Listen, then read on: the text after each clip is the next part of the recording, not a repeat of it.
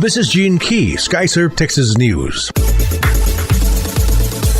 From the deadly dog food file, just days after Hill's Pet Nutrition voluntarily recalls select canned dog food products due to potentially elevated levels of vitamin D, more than a dozen dog owners have come forward on the company's Facebook page saying their dogs have either become sick or died after being fed the food. The company issued a voluntary recall involving both Hill's Prescription Diet and Hill's Science Diet canned foods on January 31st, warning of a potential for elevated levels of vitamin D, which could lead to health issues. When vitamin D consumed at very high levels, it can lead to serious health issues in dogs, including renal dysfunction. Since the recall announcement, dozens of people have responded to Hill's original post on Facebook saying either their dogs have become sick or have died, many asking for compensation to recover thousands of dollars in veterinary care.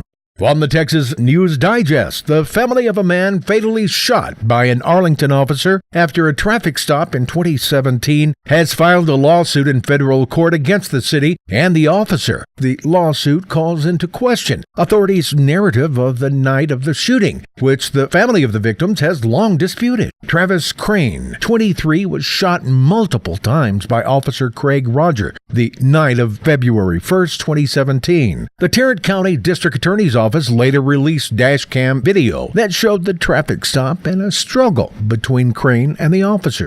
A woman sentenced to 30 years in prison for severing the limbs of a family member who was beaten with a baseball bat and suffocated after she lured him to a San Antonio home. The judge sentenced Candy Dominguez on Monday. She had confessed last week to participating in the September 2014 slaying of her cousin, 35-year-old Jose Luis Manchaca, over a messed-up drug deal and stabbing. Dominguez testified Friday she had no remorse for her role in the slaying, whose remains burned on a barbecue pit. Daniel Moreno Lopez also was convicted in the killing last June. Lopez sentenced to life in prison. Lopez's cousin, Gabriel Moreno, was acquitted during a retrial in December after a previous trial ended with the jury deadlocked.